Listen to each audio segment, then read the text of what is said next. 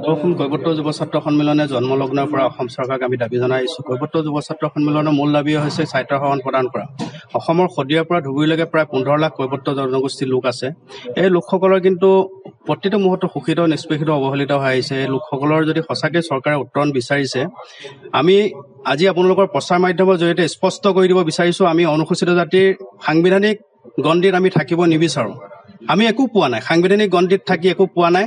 কৈবৰ্তসকলে আমি সুকীয়া এটা স্পেচিয়েল ষ্টেটাছ বিচাৰিছোঁ, আমাৰ কাৰণে স্পেচিয়েল ষ্টেটাছ দিয়ক। আজি যদি আপোনাৰ যি ধৰণে ট্ৰাইবেলসকলে যেনেকৈ স্পেচিয়েল ষ্টেটাছ পাইছে, তেনেকৈ আমি কৈবৰ্তসকলে স্পেচিয়েল ষ্টেটাছ বিচাৰিছোঁ। আমাৰ স্বায়ত্তশাসন লাগিব কৈবৰ্তসকলৰ। আজি এটা ঐতিহাসিক জাতি। আজি যদি আপোনালোকে যদি পিঠুৰ কথা যদি আপোনালোকে চাব যায়, সেই পিঠুৰ আমি বংশধৰ মহাবীৰ পিঠু, যি আপোনাৰ নালন্দা ইউনিভাৰ্চিটি যেতিয়া জ্বলাইছিলে বখতিয়াৰ খিলজীয়ে, সেই বখতিয়াৰ খিলজীক কিন্তু মহাবীৰ পিঠুৱে পৰাস্ত কৰিছিলে। তাৰে কিন্তু আমি বংশধৰ। এই জাতিটো কিন্তু এটা প্ৰতিটো মুহূৰ্তত অৱহেলিত হৈ থকা কিন্তু এটা অতি দুখৰ বিষয়। সেইটো কাৰণে আজি আমাৰ অসম চৰকাৰৰ মুখ্যমন্ত্ৰী মহোদয়ক আমি এজন সুদক্ষ মুখ্যমন্ত্ৰী হিচাপে হৈ আহিছে, তেওঁ আজি বিবেচিত হৈ আহিছে। আজি ভাৰতবৰ্ষৰ আটাইতকৈ হৈছে 1 নম্বৰ মুখ্যমন্ত্ৰী হৈছে।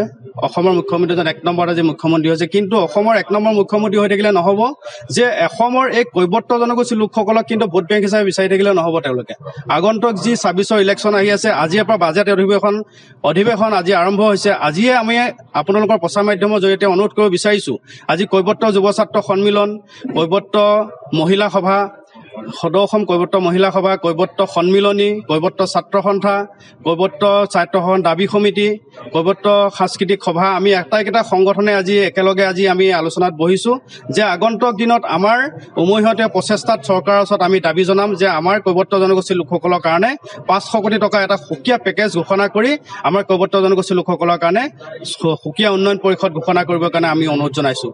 আৰু আমাৰ যদি এই অনুৰোধ যদি চৰকাৰে পূৰণ নকৰে, তেতিয়াহ'লে কিন্তু আমাৰ ৰাইজ কিন্তু ৰাজপথত আহিলে কিন্তু চৰকাৰে আমাক জগৰীয়া কৰিলে নহ'ব। বাৰে বাৰে আমি চৰকাৰ অকল আমি স্মাৰক পত্ৰ বা মেমৰেণ্ডাম দি আমি ধৰ্মঘট কৰি আমি জিন্দাবাদ মুৰ্দাবাদ কৰি থকা আমাৰ চিন্তা সেইবোৰ নহয়। আমি চৰকাৰৰ লগত সমিল মিলেৰে আমি আগবাঢ়িব বিচাৰিছোঁ যে আমাৰ অসমখন আমি শান্তি বিচাৰোঁ, যাতে আমি শান্তিপ্ৰিয়ভাৱে আমাৰ জাতিটোক যি অধিকাৰ আছে সেই অধিকাৰ তেওঁলোকে যাতে কৰে, দিয়াৰ ক্ষেত্ৰত পদক্ষেপ গ্ৰহণ কৰে। এইখিনিকে আপোনালোকৰ প্ৰচাৰ মাধ্যমৰ জৰিয়তে আজি জানিবলৈ দিছোঁ চৰকাৰৰ ঘৰত। আমি সদৌ অসম কৈবৰ্ত যুৱ ছাত্ৰ সন্মিলন, অসমীয়া কৈবৰ্ত সন্মিলনী, কৈবৰ্ত সাহিত্য সাংস্কৃতিক মঞ্চ, কৈবৰ্ত মহিলা সভা ইত্যাদি কৰি আমাৰ যি কৈবৰ্ত জনগোষ্ঠীৰ ৰিপ্ৰেজেণ্টেটিভ কৰি থকা সংগঠনখিনিৰ যৌথ প্ৰচেষ্টাত আমি এখন সভা অনুষ্ঠিত কৰিছিলোঁ।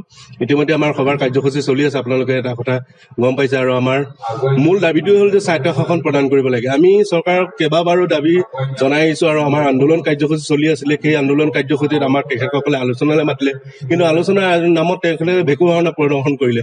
এই ক্ষেত্ৰত আমি সদৌ কৈবৰ্ত যুৱ ছাত্ৰ সন্মিলনে এটা উদ্যোগ লৈছোঁ যে অনাগত 2026 বৰ্ষত যদি তেখেতসকলে আমাৰ কৈবৰ্ত জনগোষ্ঠীক স্বায়ত্তশাসন প্ৰদান নকৰে, তেনেহ'লে আমি পুনৰ আমাৰ যি কাৰ্যসূচী আছিলে সেই কাৰ্যসূচী আমি কৰিবলৈ বাধ্য হ'ম।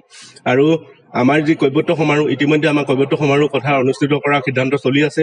আমি মাৰ্চত আমাৰ পিঠু দিৱস আমি অনুষ্ঠিত কৰিবলৈ গৈ আছোঁ। সেয়েহে আমি সমগ্ৰ কৈবৰ্ত প্ৰাণ ৰাইজক অনুৰোধ জনাইছোঁ যে কৈবৰ্তৰ যিসকলে নিজকে কৈবৰ্ত হিচাপে পৰিচয় দিয়ে তেখেতসকলক আমি অনুৰোধ জনাইছোঁ যে আহক আমি সকলোৱে ঐক্যবদ্ধভাৱে আমাৰ যি সংগ্ৰাম, এই সংগ্ৰামখনত চামিল হ'বলৈ আমি আহ্বান জনাইছোঁ।